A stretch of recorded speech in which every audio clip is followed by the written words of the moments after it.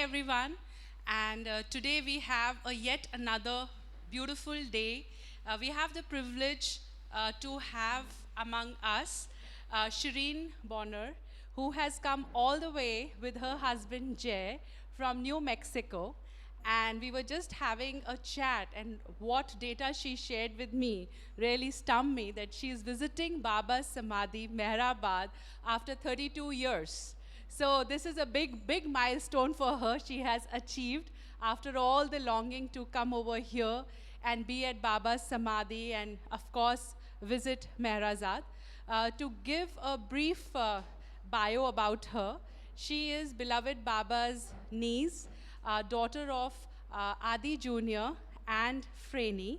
And she was born in London, and after that, her saga started with Baba. She visited him when she was just 3 months, and then she has so many precious stories to share with all of us today evening. So please, we all join together to welcome you, Shireen. Please join us over here. Jai Baba.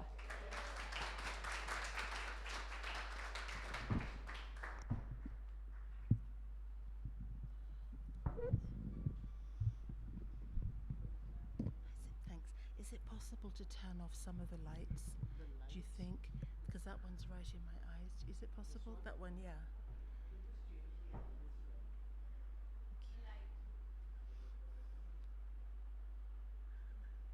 Still- it's kind of the same. Sorry to be difficult. I'm making a fuss when I can put my sunglasses on.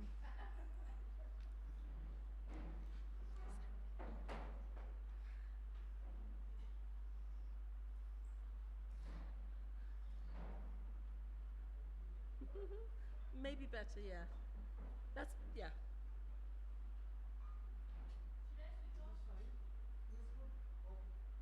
Yeah. Okay, I think it's fine. Yeah. Thank you. Thank you very much. Sorry. Should I start? Okay. Jai Baba, everyone. Thank you for coming. um, it's really wonderful to be here. I mean, it's an overused word, but it's a little surreal to be back after 32 years, you can imagine. Everything, a lot seems very different, but what hasn't changed, of course, is the Samadhi. It's timeless and peaceful and serene. We've tried to come back several times over the 32 years that we've been away, and it just has not worked out. So we're very grateful that we're here now. So, yeah, thank you, Baba. We're very, very happy. So I'm just going to share a few stories. Of course, Dara is there, my brother, and Sorab and Rustam, the twins, are my cousins. So yes, I was born in London, so I was the only one of my generation of Baba's family actually to be born in the West. A year before I was born, my parents moved from India to London. And they didn't think they could have a child, and it's a long story that's, I think, written about, but they didn't think they could have a child. So they moved to London just, wanting a different life. And Baba visited London, must have been in 1956, and asked my mum if she wanted a baby. And she said, "Yes, Baba, if it is your will." And he said, "Okay, I'll give you a child, and it will be a girl." So she was overjoyed. And there's a little bit of a story behind that, in that our father, Adi Jr., didn't want to leave India. My mum really wanted to leave India, and Baba had given certain conditions. And one of them was that if they really could not find any work after a certain point, then they had to leave England and go back to India.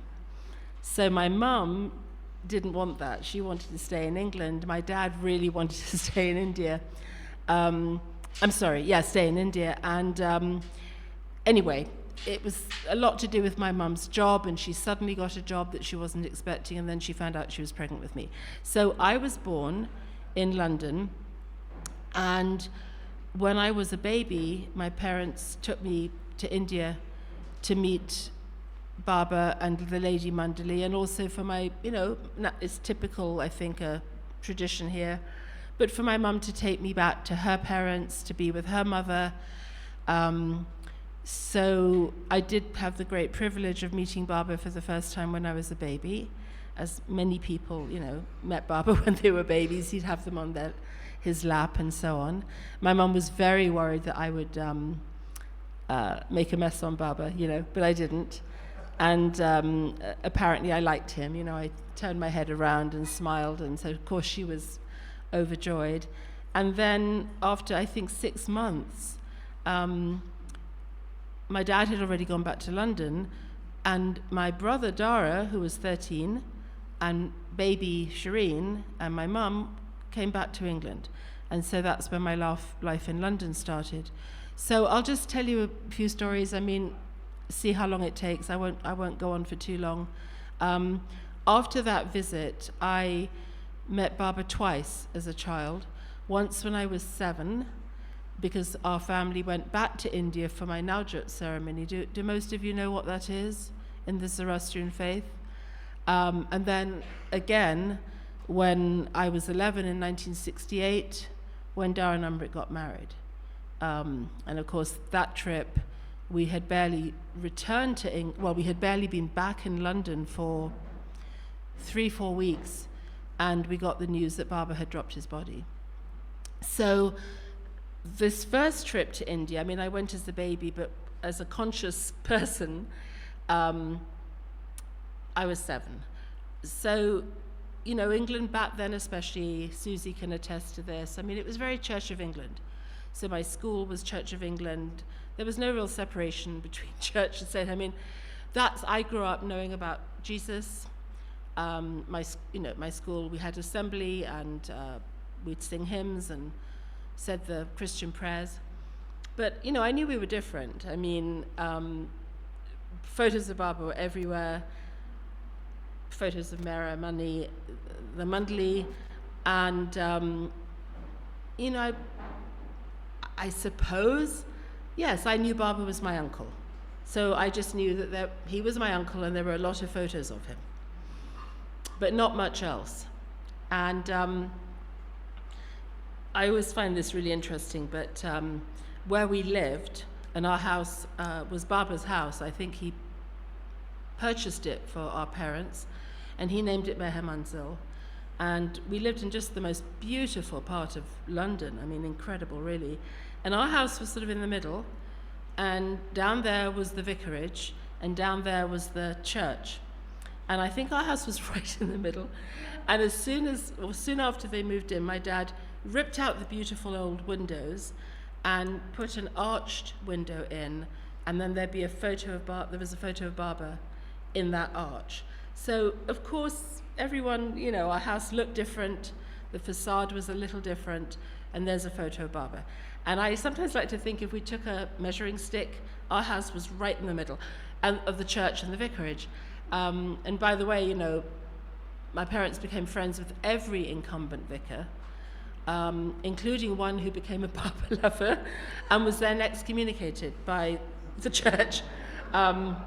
So anyway, the time came to go to India, ostensibly because my parents, my maternal grandfather, whose name was Din Shah, he was the brother of Saro Shirani, who you all must know of.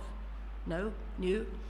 And Sarosh, of course, was a devout Baba follower, but they came from a family of devout Zoroastrians. So my grandfather, Din Shah, very much wanted his English granddaughter to have an Navjot ceremony. So, as with anything, my parents asked Baba if that was okay, and Baba said, of course, of course. And I wasn't raised as a Zoroastrian particularly, so we knew we had to be in India for a long time so I could learn the prayers and do all of the things one has to do. But of course, the main reason we went to India was to meet Baba, you know. And it had been a long, long time for my parents and Dara to have not seen Baba.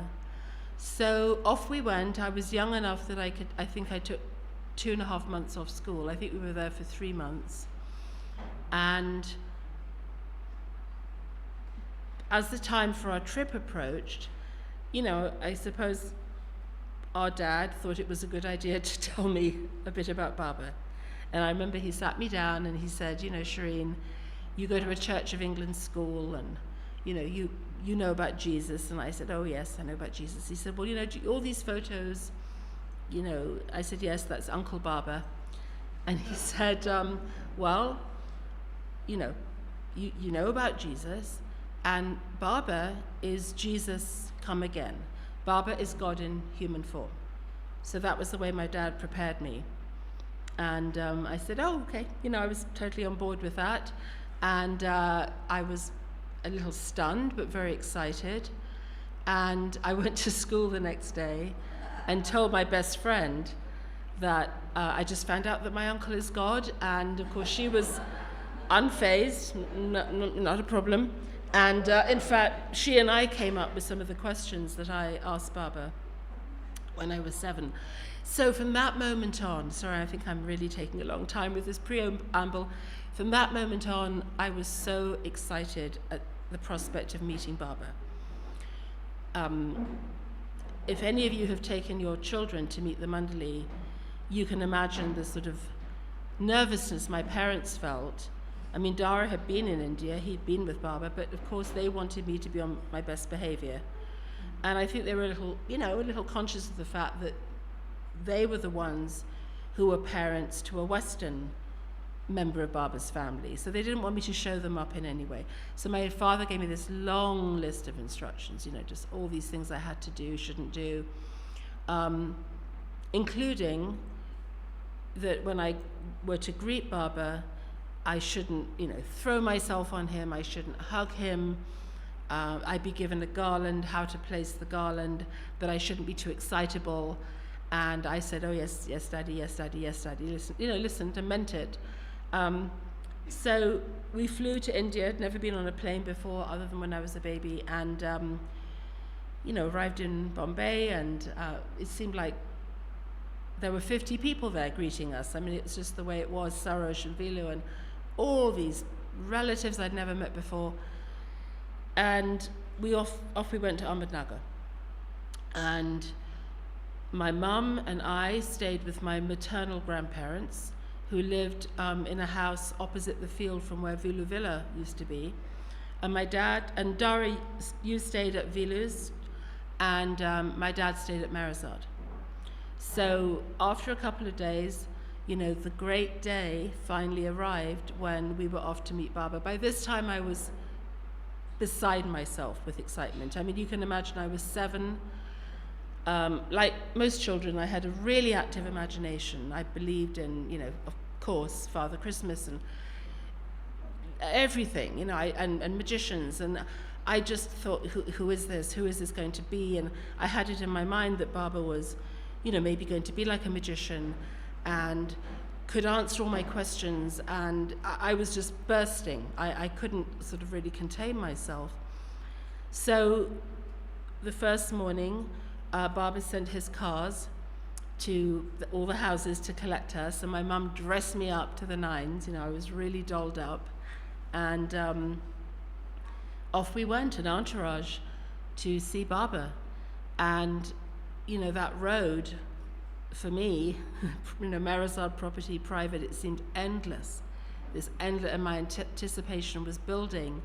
You know, my mum was wearing this beautiful sari, and my dad was wearing a suit, and Dara was wearing a suit, and I'd never really seen that before. There was such a feeling of pomp and ceremony and just building excitement. And everyone came again, you know, my grandparents, everyone was there. So we drove up and were greeted by the women Mandali, you know, my aunts. And I mean, that whole trip for me felt like the beginning of my relationship with my aunts, who was so important in my life, even though we were in England. So we all got out of the cars, and I think it's in the film, but we're sort of queuing up to go and see Barbara in Mundley Hall. And meanwhile, you know, my father is really like, remember what I told you. Bow, you know, hands together, garland on Barbara's knee. Don't jump on him. Don't get too close. Don't hug him. I was, yes, Daddy, yes. So as we went in, I just have a memory, maybe I'm imagining this, of seeing Barbara's sandaled foot somehow just at the door of Mundley Hall, and you know, that feeling of I felt I couldn't contain my excitement. So then it was my turn. So I went in, you know, with my head bowed, holding this garland. I was squeezing it so hard, all the the petals were falling off, and I really tried to remember what I must and must not do. And I looked up and I saw Baba's face, beaming smile, with his arms like this. Well, of course, I threw myself at him, you know, so the garland was sort of flung and I was just on his lap. And that, for me, was how it was for 3 months. You know, of course, I got a telling off from my father, but Baba, you know, embraced me, and it was absolutely wonderful, and I was just in heaven. So for those 3 months, I didn't want to be anywhere but with Baba. I can't remember, Dara, but I think we went to Merazad perhaps every other day, and on the days that we didn't. Was that right, Dara? Yeah. And on the days that we didn't go, I was just really anxious to go. You know, I wanted to see him. And of course, again, this is when I met my aunties, and Merazad was so beautiful, and the garden seemed so huge. I mean, it's not huge, but it was just this other magical world for me. And the happiest, you know, one of the happiest times in my life, obviously. So we started this ritual or routine of going to Merazad, as Dara says, 2 or 3 times a week, sometimes more than that if there was something. Pardon? I said for you, maybe sometimes you go by yourself. Okay, yeah. And so always the excitement, Baba would send his card. Of course, his car was what was it, a big Daimler, or anyway, a big American car, not that Daimler's English. Anyway, that was exciting. And again, my mum would doll me up, you know, it was the 1960s, I had these unbelievably sort of frilly, frou-frou dresses, and off we go. So the routine would be, Dara and my dad would be more at the men's side, my mum and I would be with Baba and the ladies. One of my favorite times was to have lunch with Baba. That was really very sweet. And Mani, who I called Mani Fui, which means father's sister, Mani Fui, she was, you know, lovely, of course, and she sat on Baba's left, and Mera Auntie was on Baba's right, but Mani let me sit on Baba's left, so I could sit next to him. And, you know, I was 7, and I was probably really very annoying, and I was yammering away, just constantly talking, asking lots of questions. One kind of, 2 things happened in the dining room that were, you know, very special, I think, for me. One was I didn't like Indian food at all. And again, part of all the warnings and admonishments in advance that my parents gave was, you know, you better eat the food you're served, don't show us up, don't complain about the food. So I knew, I was a polite English girl, and I knew that I had to at least pretend that I liked the food, but I would play with my food, you know, because I really didn't stomach it. So one day, Baba said to me, he said, "Oh, do you like the food, or do you like your lunch?" And I said, "Oh, yes, Baba, I do. I like it," you know, thinking, "Oh, what do I say?" And he smiled. He was always, you know, always smiling, so loving, you know. He was just, he was like your favorite uncle. He was just incredible. So I was saying, "Yes, I like the food, Baba." Meanwhile, I'm playing with it. And I turned to him, and he had taken a big scoop of rice and dal from his plate. And he said, "Oh, good, you like the food." So he shoved that in my mouth. And it was all I could do, you know, to not, to keep it in. But the remarkable thing is, as I ate it, it suddenly became delicious. And Indian food is, my favorite food in the world.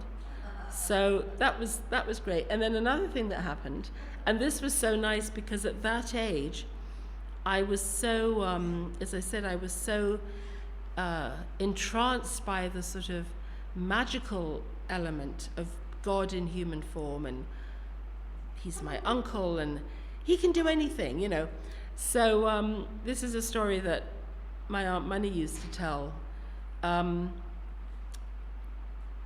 Someone from Australia had sent a big tin of fruit salad. So this was in 1968. And it's not that long ago, but anyway, it was a bit of a luxury to have fruit salad, and I think in India especially. So a treat at lunchtime one day was to open it, and I think we had it with ice cream. And Baba said to, I think when Naja was serving, he said to me, "Do you like cherries?" And I said, "Oh yes, Baba, I love cherries." Because you always wanted the cherry in the fruit salad. And so he said to Naja, "We'll give Shireen the cherries." So I was very pleased about that. And, I ate up my fruit salad, and then Baba said to me, always smiling, "Did you like that? Did you like the cherries?" And I said, "Oh, yes, thank you, Baba." And so he said to Naja, or Goher, I can't remember who it was, "See if there are more cherries for Shireen." And whomever it was said, "Well, I don't think so. I think I've given all the cherries." And Baba said, just see. So, she found more cherries. So I was served the cherries and ate the cherries. And then Baba was, really sort of smiling and happy. And he said, "Did you like that?" And I said, "Yes." And he said, "Do you want more cherries?" And I tried to remember, the way I'd been brought up, not to be greedy, not to ask for too much. But I said, "Oh, yes, Baba, I'd like the more cherries." So Goher or whomever, Naja, said, "Baba, there are no more cherries. I've gone through, there are no more cherries." Baba said, "Just look." And there were more cherries. And I don't know how many times this happened, but it got to the point where even I, as this utterly believing, child with not a great concept of what's rational or not, even I realized something was going on, And it was just so nice for me because it was though Baba was saying, "Yes, I can do anything," So that was very sweet. I loved dogs, and Baba had Mustan, as you know, but I was actually quite frightened of Mustan. He was a big dog, and Baba wanted me to be friends with him. So Baba said, the best way to become friends with Mustan is to feed him. And Baba would give him a raw egg every day. So Baba said to me, "Do you want to feed him? Do you want to give this to him?" And I said, "Okay." And there's actually a photo where I'm a little bit like this, but I gave Mustan the raw egg, and then Mustan and I became friends, and Baba was happy. I wanted to only be with Baba. And so for me, the whole purpose of the visit was to be with Baba and to go to Merazad and then just to have the day, however long we had. That's all I wanted to do. And I think Baba was, very indulgent and very kind and spent a lot of time with me. I mean, I was extraordinarily lucky.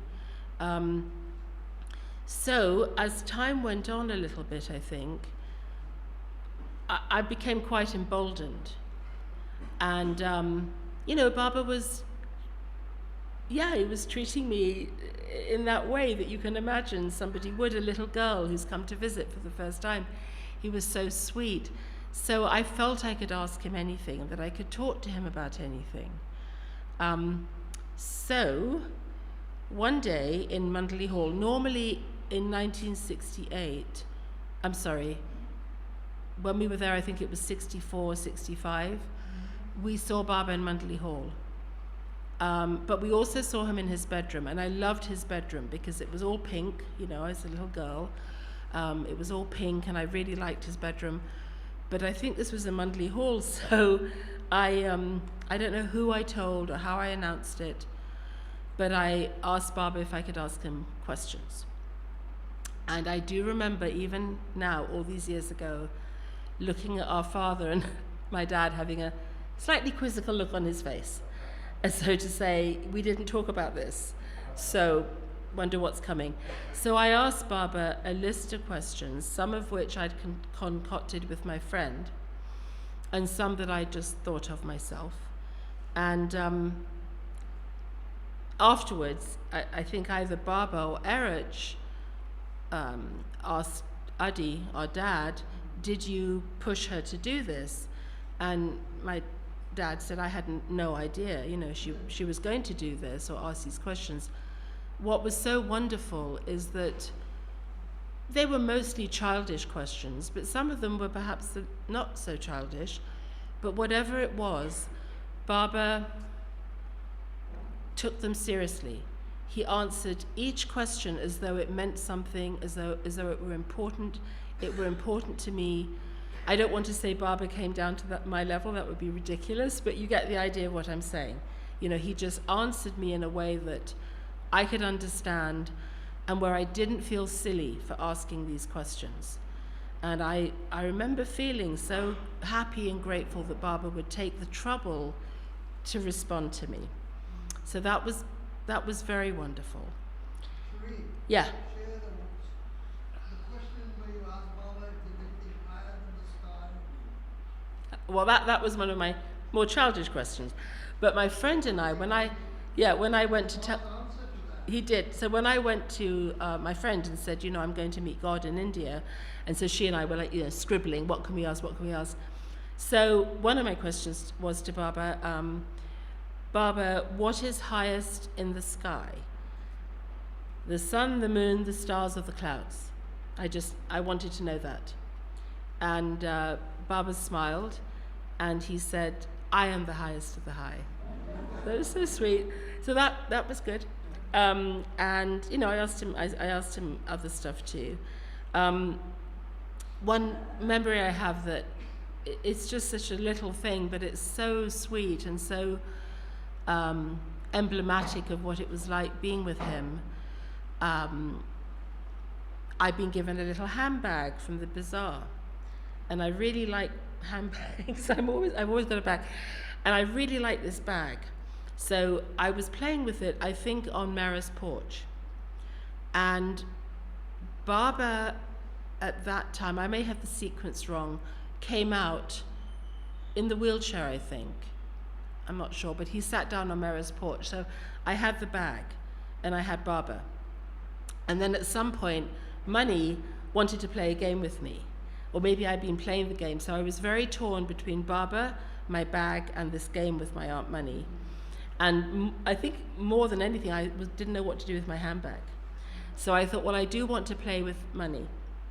And so I thought, I know, I'll leave my bag with Baba. My bag will be safe with Baba. He'll look after it. And I just have this very vivid memory of giving him my handbag to hold.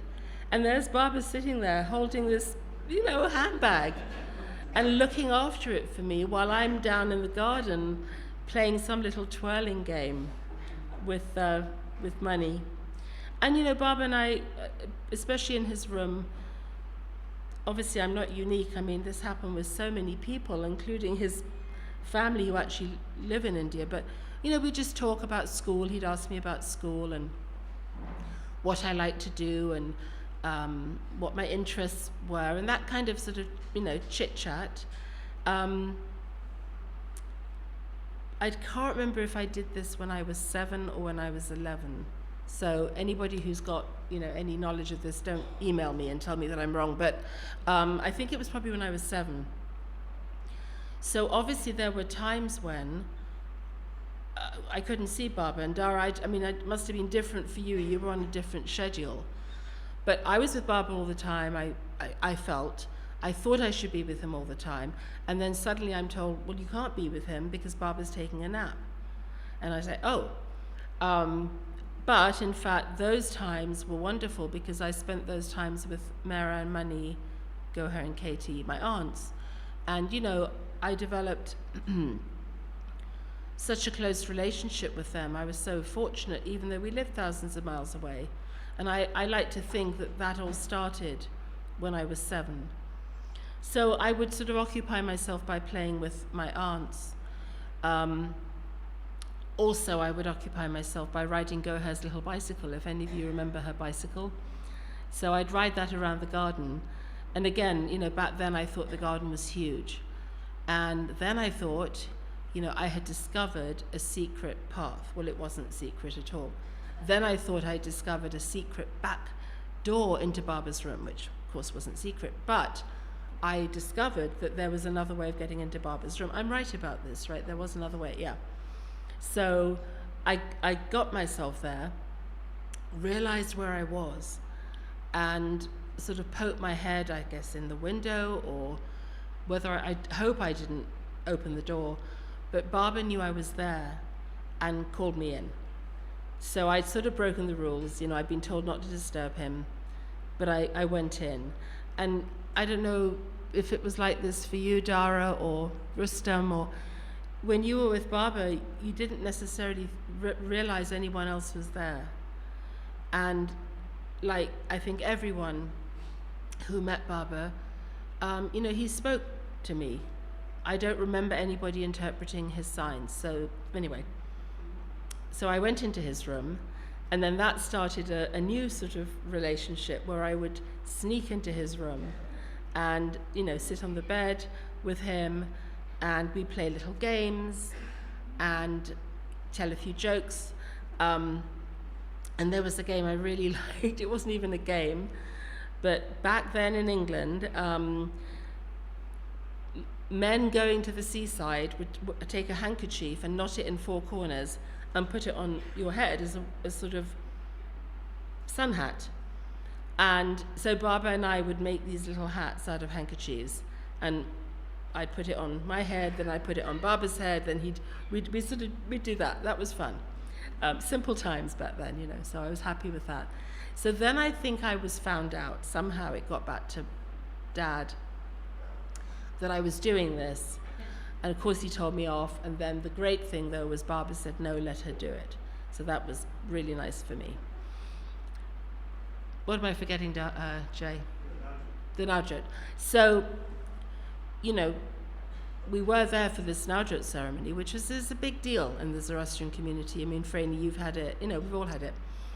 And because my mum's uncle Sarosh, Dara's uncle Sarosh, was the mayor of Ahmednagar, really an important person in Ahmednagar, anyone in his family was going to have a very grand Najat ceremony. So, in order to do the ceremony, I had to learn 1,000,000 Zoroastrian prayers that had never happened. I'd never done that in my life. So, suddenly a priest used to come to tutor me, poor man. And he tried to teach me these prayers, and there were a lot of prayers. Well, right at the same time, Barbara asked my mum if I knew the Master's Prayer. And my mum said, well, no. I mean, Barbara, she's quite young, and it's a hard prayer. And she's learning all these Zoroastrian prayers. And so Barbara said, Shireen has to learn it, the Master's Prayer. And my deadline was before the Naujot, I think. So my poor mum, was trying to get me to learn these Zoroastrian prayers. The priest was just giving up on me. And then she was teaching me the Master's Prayer. And she didn't know how she was going to do this. And I had really long hair at the time, sort of really long. And she'd spend an hour maybe brushing my hair at night. And she thought, well, the way I can teach Shireen the prayer is while I'm brushing her hair, we'll learn the prayer. So amazingly, I did learn it. So I think it was the morning of my Naujat ceremony. So I had my real Naujat ceremony with Barbara. We went to Merazad, and Barbara, do you know about the Naujat? Do you know about the Sadra and Kusti and all of those things? The Zoroastrians wear a Sadra and then a sacred thread called a Kusti, and that's something you're given as part of your Naujat. So we went in the morning to Merazad, and I remember standing on a stool, and Barbara gave me those garments, and then I had to say the Master's Prayer in front of Barbara. And I did say it, and I said it flawlessly. So I was really pleased. Then I had the Naujat ceremony and said every prayer incorrectly.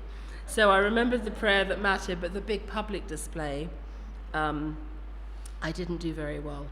So somehow, I don't know, 2.5, 3 months went by, and it was time to leave. Am I forgetting anything from that? Yeah, Franny, sorry, Shireen.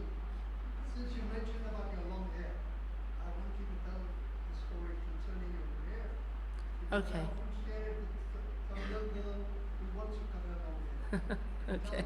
Okay, so I'll jump ahead a bit, but so I had this long hair, which when I was 7 I didn't mind. But as I was growing older, year by year really, you know, I was very conscious of the fact that none of my friends had hair that was that long, and anyway, I wanted to cut it. And I think my mum was kind of behind the idea too. It was really a pain for her to have to comb it, and I'd be sort of yelling and screaming because she was going through the knots. So my parents, our parents, it must have been intimated somehow that Baba did not want me to cut my hair, because I used to beg them and they would say no. Baba said no. So I'm just inserting one sort of anecdote. So when our father was called to India by Baba, Baba was in seclusion, but our dad went to see Baba to discuss Dara and Amrit's wedding. And that would have been in 1968, I think in the early summer. So I said to my dad, ask Baba if I can cut my hair. Ask Baba if I can cut my hair. And he did, he asked Baba. So I got a postcard from my dad saying, great news, Baba says you can cut your hair 8 inches. Well, 8 inches was a trim on my hair, so I wasn't too thrilled about that. But I am jumping ahead, but one of the things I did ask him when I was 11 is a real difference between the ages of 7 and 11. I think especially if you're a girl. So silly me, you know, instead of just having the common sense to think, how lucky am I that Baba even cares about my hair, I pushed again, and I was very naughty. I asked Mera to ask Baba, because I knew that Baba would never say no to Mera. So, you know, careful what you wish for. So I got the message. Mera delivered that message for me, and then I got the message the same day that Baba agreed to my cutting my hair. And I had been desperate for this for a few years, and honestly and truly, the minute I got that message from Baba, my heart sank. I didn't want it. I wanted to go back on the whole thing, but it was too late. So the message from Baba was, do it, and do it today. And we had to go, we were at Merazad. We had to go back to my grandparents' house, and I remember they used to have a lovely big sort of veranda balcony, and my hair was so thick and long, so my mum put it in a plait, and Baba had said it had to be cut around shoulder length. So she just took the scissors, and it fell, and I could hear a thud. I mean, I didn't, but in my mind I heard a thud. And again, this deep feeling of regret that I, you know, was cutting off my hair and that Baba didn't want me to. So then got the message that Baba wanted to see me. I'm not sure if we went back that day or it was the next day. He wanted to see my hair. By this time, I was so shamefaced, you know, that I'd made this big fuss. And so we went back, and my hair was short, well, like this, sort of. And Baba smiled, and he made that gesture. He said, oh, it looks very nice. But I also felt he looked a little wistful. And then he put his hand under my hair like this and used the scissors, you know, sign, and no shorter. So that's the story of my hair. And I can only say I wish I hadn't done it. But if there's time, I don't know.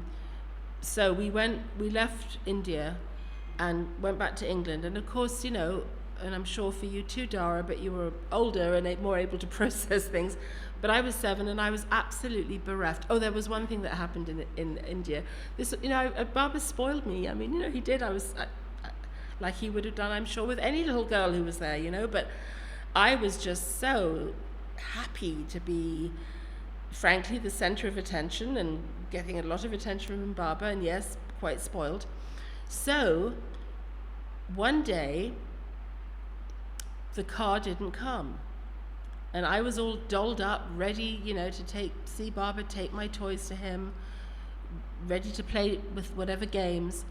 And the car didn't come, and so I suppose my mum must have phoned someone, my dad or somehow, to try and find out. And so my father, I don't know if you remember this, Dara, sent the message, no, Shireen's not coming today, she's being too annoying, too much of a nuisance, too fussy, talking too much, you name it, rattling it all off.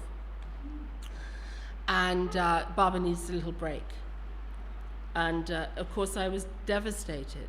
So I was crying and, just really sad, to have that happen. Our dad was thrilled that we were meeting Baba, but he was conscious of the fact that Baba was ill and was giving a lot of time. And again, Dara, I think you saw him at different times. We weren't necessarily. Yeah, so I'd see him in his bedroom. Yeah. So, and I suppose I thought that maybe Baba had said all this. I didn't know. So I was at home at my grandparents' moping, and then the best thing in the world happened. I don't know how many hours later, Baba's car came. And my mum and I got in, and we went to Merazad. And later, our dad said, well, Shireen, he said, don't get a big head, but I told Baba that I didn't think you should come. And Baba said, no, Adi, send the car. So my goodness, it went like this. I was just so chuffed because my dad was my authority figure. And I was only 7, but it was the first time anyone superseded my father in terms of who I'd listened to, So that was actually very sweet. And my dad used to love telling the story. It's sort of a funny story.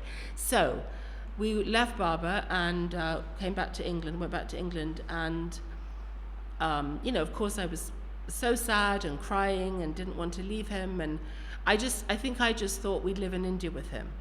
And that would be my life, visiting him, playing games with him, asking him all my questions. And then suddenly I had to go back to school. So Baba said, don't worry, don't be sad, and told me that I could write to him, which was really wonderful. And he gave me so many presents and lovely little toys and things. So I had mementos to bring back with me. So there was a 4-year gap where we were back in England before we returned to India for Dara and Amrit's wedding. During that time, Baba had said I could write, so I wrote copious letters and endless, and I have a bit of a habit of doing that now. So in those days, you'd write on airmail paper, which was very thin, sort of onion skin, so you could fill in more pages. So I'd write all these, notes to Baba and tell him everything, and all this completely irrelevant stuff that was happening with me that I thought he'd like to hear. And then I'd end it with, all these profuse, all my love, I love you, I miss you, and kisses everywhere, and I put kisses all over. And then at one point I got a message from Mera or Money saying, Baba loves receiving your letters, but stop pushing so many kisses because no one can read what you've written. So one of the things that happened during this interim, in addition to the letters that I wrote to him, in England, maybe still back then, you went to a preparatory school or a grammar school from the age of 5 or 6 to the age of 11. And at the age of 11, you would take exams, you'd sit exams to get into your next school, which was a senior school, and you'd stay there until you finished. So that time came for me to sit exams for school. So, I was reasonably bright and I got away with not doing much work, but I was hardly top caliber, in terms of academics. Well, okay, all of you know Kitty Davey, who she was, and how much Barbara loved her and she loved Barbara. So Kitty Davey went to a school called St. Paul's Girls' School, and she was in the first year, 1900 and whatever, and this school, it's really incredible if you've read Kitty's book.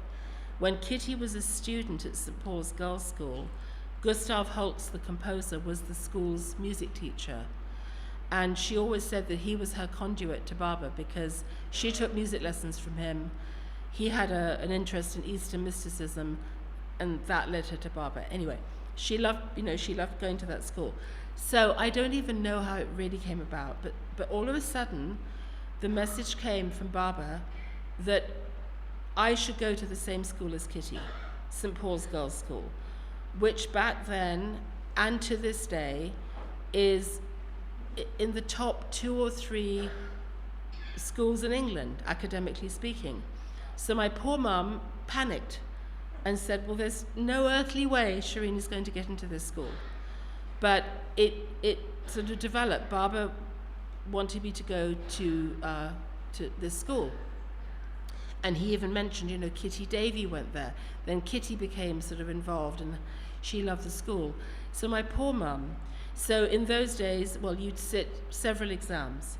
So we selected about 4 or 5 schools, including St. Paul's, and I was to sit the exams for all of them. But meanwhile, it was kind of the focus was now concentrated on it had to be St. Paul's. And I was a little oblivious, but my mum was just, what do I do? This is what Barbara wants. So meanwhile, our father disappeared to India to meet Barbara in seclusion, as I said, to talk about Dara and Amrit's wedding. So my mum was left alone with me to try and coach me and get me to suddenly become academically brilliant to be able to get into this school. So when Dad went off to England, to India, the only thing he said to me, it was like his only advice, was remember that the Prime Minister of India is Indira Gandhi. And I said, okay. I mean, I really wasn't, I said, okay. So we sent in the applications for the schools, and I think the first minor miracle was that I was even accepted to sit the entrance exam and have an interview. So that was already, this is interesting, because my teacher said, Mrs. Irani, don't hold out much hope. So I sat the exam, and I don't remember which came first, the interview or the exam. Anyway, I sat the exam, and my mum took me. She was so nervous, and I became really ill during the exam. And I got up and I walked out. And as I walked out, I still remember my poor mother's face. Her head was in her hands. And she said, what is happening? And I said, I'm really ill. Well, it turned out I had chickenpox, rubella. So, of course, she took me to the doctor, and that was the end of it. That was it. St. Paul's was never going to happen. And in a way, I think we were all relieved. It was like, okay, we've tried, it's not working out. Meanwhile, my teachers at the preparatory school said, Mrs. Irani, in no way, shape, or form will Shireen be called for an interview. She left the exam, it's not happening. Well, I was called for an interview. So meanwhile, I think my mum was thinking, what's happening? This should not be happening. And she was, of course, exchanging telegrams with my dad and Barbara. Barbara was saying, tell Shireen, good luck, sit the exam, don't worry. So, all right, that was good. So then I went for my interview, and this school, is an illustrious place, and the building is wonderful. And it was such a sort of grand place that we didn't even have a headmistress. We had a high mistress who later became a baroness. We had to curtsy to her. So I remember going in for the interview. I was very nervous. And she had this heavy, heavy oak door. And I was 11, you know. And I was very diffident. I was a very diffident child. I think at 7 I had a bit more oomph. But at 11, no. And I sat down and we did the interview, and this woman was so imposing, you know, her big, big desk. And she asked me a couple of questions, and I knew I answered incorrectly. And then it was time to go. And I had this, you know, I had this sinking feeling that I had failed. And I knew Barbara really liked the idea of my going to the school. So I got up and, you know, pulled open this heavy door. And as I was about to leave, she said, "Oh, Miss Irani, do you know who the Prime Minister of India is?" And I was like, "I do know that. It's Indira Gandhi." And then I left. I got in. I got into St. Paul's, and none of my peers did. And my mum had the embarrassment of teachers and other parents phoning saying, "How did Shireen get in? You know, our daughters didn't get in. How did Shireen get in?" Well, obviously, that was Barbara. And I not often, but I sometimes wondered, you know, why did Barbara want me to go to this school? You know, what was the reason? And then at some point in my later adulthood, I don't know, I don't know, but I feel the reason was very easy, nothing to do with me. It made Kitty so happy that I was at St. Paul's. Our family, we were very close to Kitty. Our dad was 18 when he first met her, and she was really involved in our family life. And over the years, I'd write to her about it, and it just made her so happy. And so I thought, well, that's why I'm at this school. And then, I don't know if I should, then something quite extraordinary happened. And, you know, we did go back to India a second time. I don't know if I should stop or what should I do? Okay. So this, in terms of the St. Paul's story, quite amazing and very moving. So I'll try and be somewhat succinct. So Barbara had made Dr. Donkin my godfather. Do you all know who Donkin was? He and our dad really got on. You know, our dad really he was very opposed to British colonial rule, but he really liked the Brits in India. He liked British sense of humour, British literature. So he got on with all the British disciples, and including Donkin. So, yeah, Barbara had made Donkin my godfather, which is a bit of an unusual thing in the East. And so, fine, I got into St. Paul's, but it was a fee-paying school, and we didn't have any money. So then the awkward question came up of how on earth do we afford this? So Barbara asked Donkin if he would pay my school fees. And Donkin said yes, which was, you know, amazing and wonderful. Well, I went to St. Paul's in 1968. 1969, Barbara dropped his body. And I think a few months after that, Donkin died without having made a will. So there was absolutely nothing to show that he, in any will, that he wanted to pay for my school fees. I just started at St. Paul's. And so our parents were very upset because they knew how much, you know, for whatever reason, Barbara had wanted me to go to St. Paul's, and then suddenly I haven't done a year and it's over. So Donkin had a twin sister in England called Mary Matheson. And I might be a little off on some of this again. Anybody, Peter, you know all this stuff. Nobody quote me. But Mary didn't really know what her brother was doing. They were twins. I think she knew he was in India. Do you know, Jay? She didn't know about Barbara. All she knew was that her brother had gone to be a doctor in the British Army.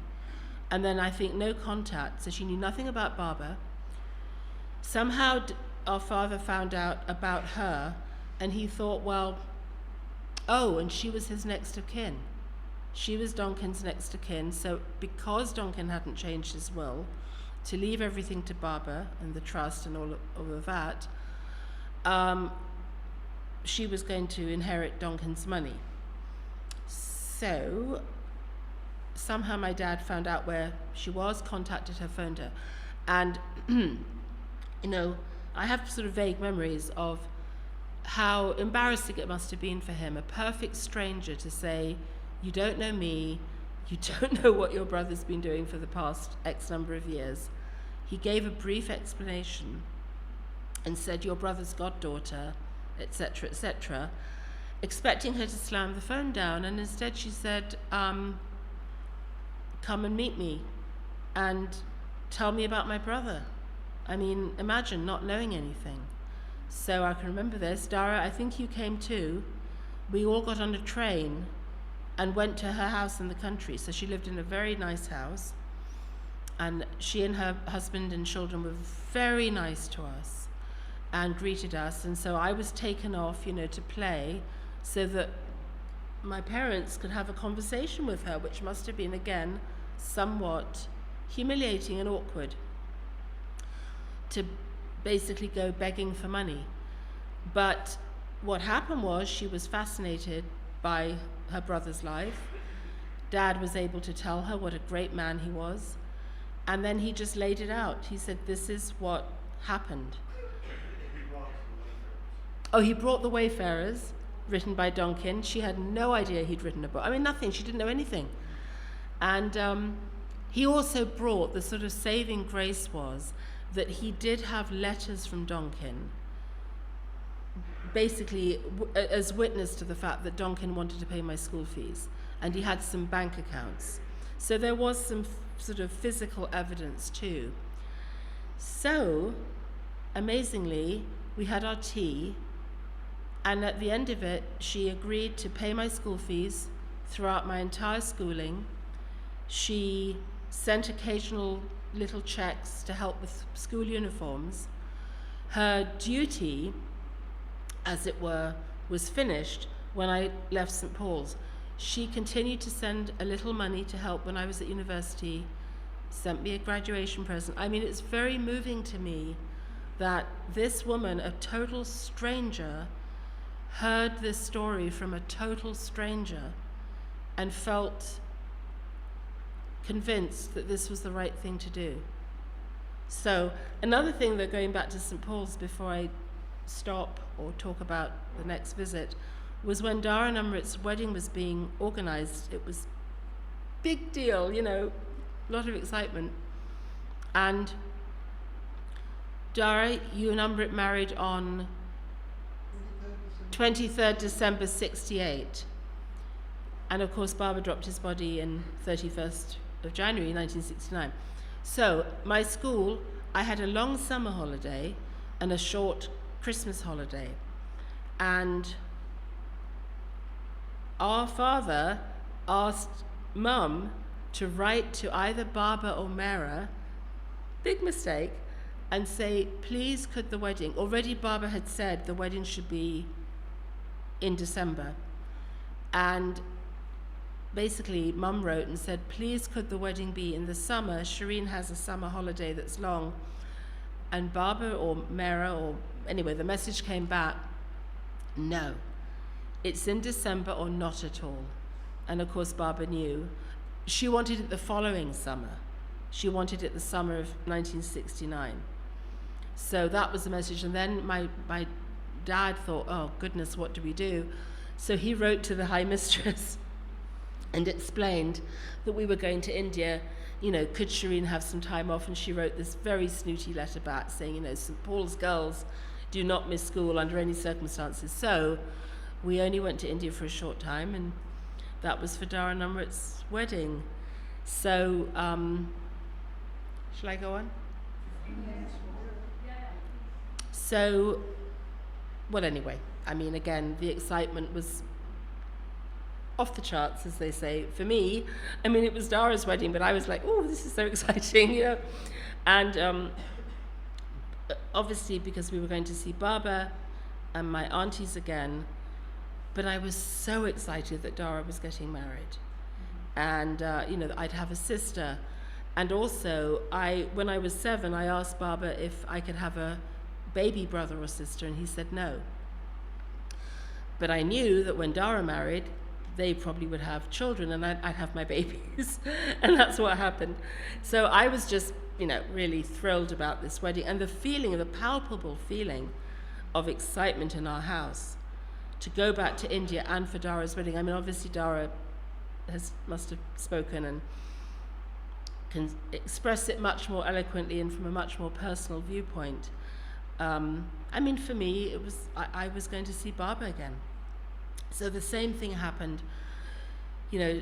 Dad said, Shireen, now look, this time, because Baba was ill, he said, Baba's not well, you are not to hug him, you are not to do all those things you did when you were 7. Be more respectful. He wasn't in a mean way, he just wanted me to be gentle with Baba.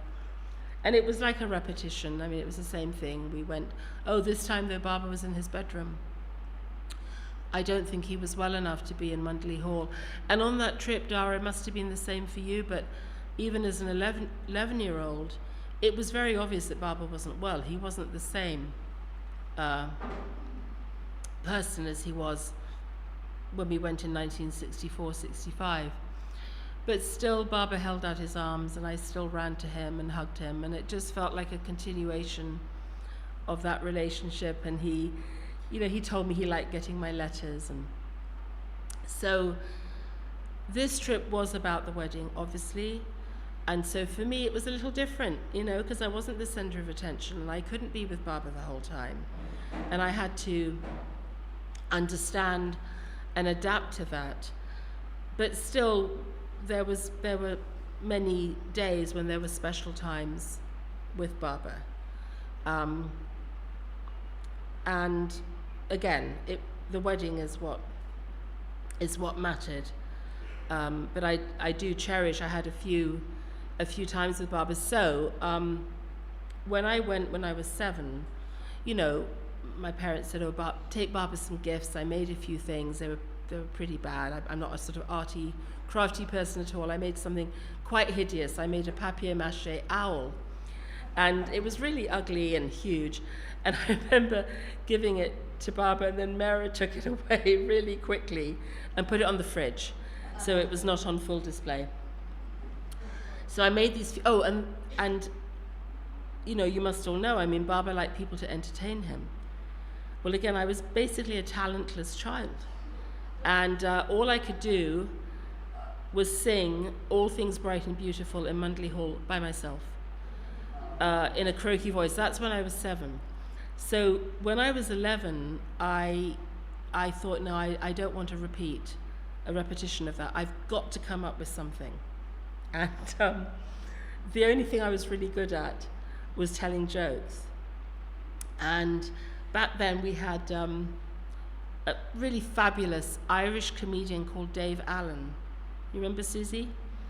Who had a TV show. He was so funny, so droll. And we watched him as a family, and he would end his show by saying, "Good night, and may your God go with you." And we all just really liked that. Well, his jokes were a little risque in that he completely mocked the Catholic Church, or religion. So we'd laugh uproariously at his jokes, but they probably weren't jokes that, my dad would have thought I'd tell Baba. Anyway, so when there was some time, I think, in either Baba's bedroom or Mundley Hall, because I'd done this unbelievably awful dance for Baba that is living in my memory even now. So awful that so I had to have something. I had to have something that I was good at. And just briefly, I was self-conscious at 11. You feel conscious about lots of things. And I'd done this dreadful ballet. So I thought I've got to somehow, provide Baba with some entertainment that isn't really dreadful. So I suddenly piped up, "Baba, can I tell you some jokes?" And again, I looked at our father, and I could see him sort of slightly twitching, like, what, we didn't discuss this, we didn't talk about this. And I said, "Oh, Baba, there's a comedian called Dave Allen. And honestly, Dad's face was like, no, no, because all the jokes were so irreverent about God and the church. So I told Baba 3 jokes, and he was so sweet because he laughed uproariously at my jokes and would ask me to tell them again. It was all I had. And so he asked me just to repeat them. And, you know, I just felt so good that I could tell him these jokes. And as a sort of coda to that, Dave Allen, I believe, was excommunicated by the Catholic Church because he was so offensive. And I wanted to write to him and say, well, the avatar of the age actually really liked your jokes, if that makes you feel any better. But prior to that, again, even though Baba was so frail, he still was so present and available to all of us, you know. And this dance, I mean, it was, he was so sweet. So my mum got it into her head that Mara liked ballet, so I should start ballet lessons. And I was so ungainly. I did skate, I did ice skating, I was quite good at that. But, you know, Mum was, oh, Mara likes ballet, we'll start Shireen on ballet lessons. And again, our family we were good friends with Margaret Krask, who I'm sure some of you know or knew.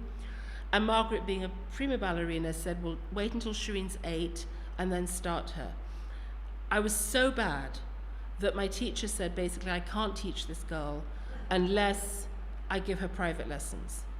And my mum at that point was completely fixated on the fact that, because of course she was writing to Mara that I was taking ballet. And Mara wrote back and was happy, so I had to continue. And then as we were approaching India, of course I get the message from Mara, do a dance for Baba. So I had to have special extra tuition with this dance. And I was so nervous. And the dance is called the Tarantella, if any of you have any idea what it is. But it's along the lines of a wench, a sort of country wench in the mountains, I think, who is bitten by a tarantula and goes mad. And there's a lot of twirling and, you know, and all of this. And again, I had what, you know, we used to call puppy fat. I mean, I was not anything like a ballerina should look. So I was so self-conscious in my little outfit. So I was told I have to do this dance for Baba. Mara was looking forward to it. This was obviously before the wedding. And I was so nervous. So it was in Baba's room because Baba wasn't well. So I didn't even have the benefit of Mundley Hall where I could go at the other end. I had to do it right in front of his bed. So in those days, you know, we had a little cassette recorder of the music. And the recorder wouldn't work. So I literally, Baba's there. I'm like, thank you, Baba. The recorder doesn't work, therefore I can't do the dance because there's no music. So Mara said, that's all right, we'll clap in time. So I didn't have music to cover anything. So they're clapping and not in any kind of tune. I am dressed up in this ridiculous outfit with a little headscarf, you know, a tutu, an apron, and a rose between my teeth. So ungainly. And so I'm like a heffalump, you know, just bouncing and the floor shaking. I mean, you know, my imagination was, and Mara Auntie's like, you know, and nothing is in sync. And so I finished this humiliating spectacle, and Baba very sweetly laughed, you know, clapped. That's how I had to sort of redeem myself with the jokes. There's another story about climbing Seclusion Hill, but I won't tell that. But the wedding, anyway, the wedding you've heard, but the wedding was incredible. Do you remember the jokes, any of them? I do. Unfortunately, I do.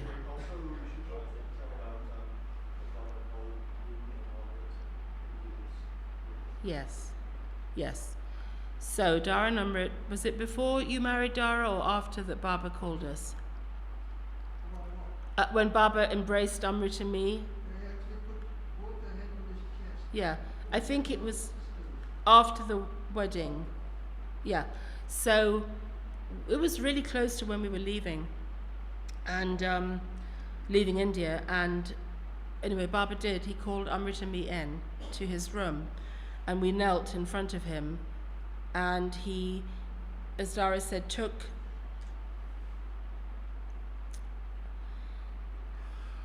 our heads and placed them against his chest, and then he embraced us, and he held us like that for a very long time. And he said, "You're sisters now. Look after each other." And when Jay and I came back to India long after Baba dropped his body, we spoke to Arnavaz, and Arnavaz told us that she actually was a bit curious, why is Baba calling them in? So she looked and saw this and said that she had never seen Baba hold on to anyone for as long as he did at that time, and that actually, she said, her feeling was almost, well, oh, Baba, that he was giving us strength for what wouldn't be an easy, on the surface necessarily an easy life. So that was very moving. Oh, and then something I do want to share, because it's so beautiful. Baba was so sweet. I was visiting him in his bedroom, and again, I'm sure Erich was there. I mean, obviously there were people there. I don't remember anybody being there. So I was sitting on the bed, and we were just talking, I think, about school. And suddenly Baba sort of stopped, his expression changed, and he looked at me. And I'm paraphrasing, but he said something like, "What do you think is the most important thing you can do for me?" So I was a little taken aback, and I, thought about it, and I didn't want to give the wrong answer. And I thought, well, I always grew up knowing to love Baba, to obey Baba. And I thought, well, to love you is easy, so I'm going to answer to obey you, Baba. So I said that. I said, "Oh, Baba, to obey you." And he had the sweetest expression and slightly shook his head and said, "No. I want you to be happy." And even at that age, when I knew absolutely nothing, I didn't have a clue. Even at that age, I thought, well, how sweet that, not that he was putting it above loving him and obeying him, but that he would wish that for me. I also thought, oh, great. I thought he was, fairy dust, and that I was going to have this perfect life, But I remember even at that age, it was so moving that he would have said that. Shireen, tell us that Dave Allen Jew. But I'd like to talk a bit about the wedding, though, but you can do that, I suppose. Yeah, I'll tell them. But, one thing I will say, I mean, of course, Amrit, I didn't understand how young Amrit was when she married. But, she's only 7 years older than I am. So we were sort of in some ways kids together. So when we all went back to England, it was just so great, because I had, this sister, this friend. We used to tease Dara together. It was just really fun. Well, so the Dave Allen joke that Baba liked the best, I told him 3, and I don't remember one of them. You have to help me out, Jay, if I can't remember. All right. Dave Allen was so droll, like I said. He had such a great sort of Irish, banter. Oh, he sat on a stool to tell his jokes. So there would be intermittent skits where, I mean, really, again, irreverent, where the Archbishop of Canterbury and the Pope would be jousting and really making fun of the church. But then he would tell his jokes. And he always had a glass of whiskey on a table beside him. And he actually had lost half of his finger. And he used to joke it was from stirring his whiskey. So this joke, okay, and a lot of his jokes were set in Ireland, in a village in Ireland, involving drunks. I'm afraid a bit of a stereotype, but anyway. So in this particular instance, in this village, there were two very naughty boys. And they got up to all sorts of mischief. But one of the things they really liked to do was to steal apples from the apple tree that was in the graveyard. So, it was apple season. And one of the boys said to the other, I'm going to get this wrong. One of the boys said to the other, well, let's go to the graveyard and take the apples. Well, normally when they would steal apples, they each had their own sack, and they would take their own apples, and then they'd climb down and they'd hide and then they'd go home. So this time they thought, well, to save time, let's just take one sack. Is this right, Jay?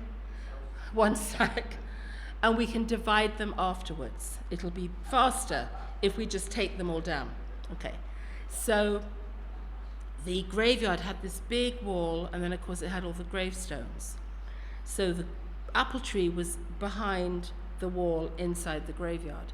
Meanwhile, Paddy, the town drunk, was on his way home from the pub. He went to the pub every night, always drunk. A disgrace. So, okay, before that, sorry, I'm not Dave Allen. Before that, the boys were picking the apples, and two dropped on the ground outside the wall. And one of the boys said, oh, what about those two apples? And the other boys said, we'll worry about them later. So they, meanwhile, had climbed down from the tree, were behind a gravestone, had their sack, and were counting out their apples. So Paddy, on his way home from the pub, walks past the graveyard. He's very drunk. Walking along, and he hears something. And he stops, and it's like, one for you, one for me. One for you, one for me. And he's suddenly stone cold sober. He said, oh my God, what is it? So he runs to the priest's house, banging on the door. It's late at night. The housekeeper comes down and says, what is it, Paddy? What have you done this time, you old drunk? He says, no, you've got to call His Holiness. And she says, no, go away, go back to your mother. You're a disgrace, to the village. You're always drunk, go away. And he said, no, I swear to you, this is serious. You've got to call His Holiness. She said, you're in real trouble, Paddy. But she went upstairs and she got the priest. So he came down and he gave Paddy an earful. And Paddy said, Your Holiness, on my grandmother's grave, you must come. God and the devil are counting out the souls in the graveyard. So the priest said, oh, Paddy, you've really lost your mind. How much have you had to drink? And Paddy was, I swear to you, I'll never drink a drop of alcohol again. I swear to you. So the priest said, all right, I'll come with you, but you're really in trouble. You better never go to the pub again. So they walked to the graveyard, and there's that big wall, and they stand there, and then they hear it. One for you, one for me. One for you, one for me. And the priest is like, turns white. He says, my God, Paddy, you're right. It's God and the devil. They're counting out the souls. And this continues. One for you, one for me. So they're both transfixed, just listening to this, and suddenly it stops. And then a voice says, what about the two outside?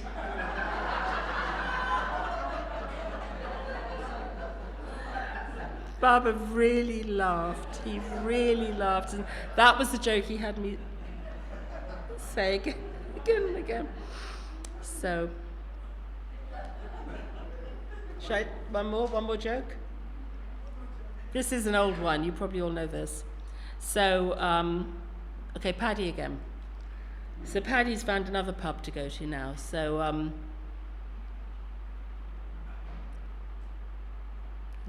give me a minute. Okay. Paddy's daily routine is to go to the pub, and he even goes at lunchtime. He has his drink at lunchtime. So he goes into the pub, but as he goes in, he feels a hand grab him, or grab his arm, and he turns around and there's a nun, and he's a little startled, and she says, Paddy, I've been watching you, my son, and I see you go into this den of iniquity. Why do you do it, Paddy? You always are in trouble. Why do you drink? It's so bad for you. And she lectures him. And he says, well, have you ever had a drink? Have you ever been in a pub? And she says, no, I'm a nun. How could I? And he said, well, you have no right to tell me. You have no right to tell me at all that I can't do this. And she said, well, you might have a point, Paddy. You might have a point there. And he said, if you come in and you don't like it and you can tell me it's bad, then I'll stop drinking. And she said, all right, I'll give you the benefit of the doubt. So in they go, the town drunk and the nun.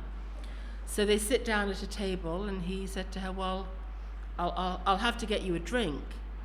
And she said, oh, I'll just have a cup of tea. And then she said, no, I think I'd better have something alcoholic, so, I understand what you're going through. And I can then tell you honestly, it's very bad for you. So he said, all right, and off he goes to the bar. She said, no, Paddy, come back. She said, I'm a nun. I think it wouldn't look good if I had a drink. Why don't you ask for it to go into a teapot? And then bring me a cup and saucer. And he said, okay, that's fine. And she said, oh, just get me a lemonade. She said, no, I will have something. I better have what you have. I better have something. So he goes, and she calls him back. She said, oh, Paddy, come back. She said, I've heard somewhere that ladies sometimes drink a drink called jun. And he said, oh, do you mean gin? And she said, yes, I've heard of gin. And he said, well, I can get you a gin. And she said, in the teapot. So then he goes to the bar, and she calls him back again and says, Paddy, I've heard that sometimes in gin you add a drink called tonic. And he said, yes, that is true. So he tries to go to the bar again. And then she says, Paddy, I've heard that with this drink, it's gin and tonic with a little bit of lime. And he said, yes, that's a drink. She said, I've heard ladies drink that. She said, yes, that's a ladies' drink. This is so ridiculous. So she says, okay, I'll have that drink. So he finally goes up to the bar, and the barman says, oh, Paddy, you're back again. And he says, yes, I'll have my 3 pints of Guinness or whatever. And I'd like a gin and tonic with a twist of lemon. And the barman says, fine. And then Paddy says, oh, I forgot. Can you put it in a teapot? So the barman says, oh, the nun's back again, is she?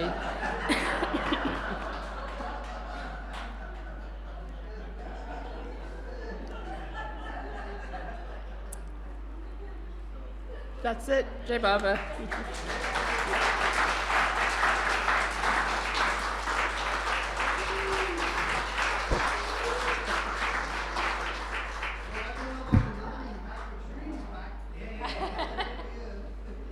Jai Baba, thank you so much, Shireen. This was really, really engaging, and I'm sure everybody had a very good evening with all your stories. And we are completely in awe of your experiences with Baba. So very precious, and you are so blessed. Thank you so much. Thank you, everyone. Jai Meher Baba.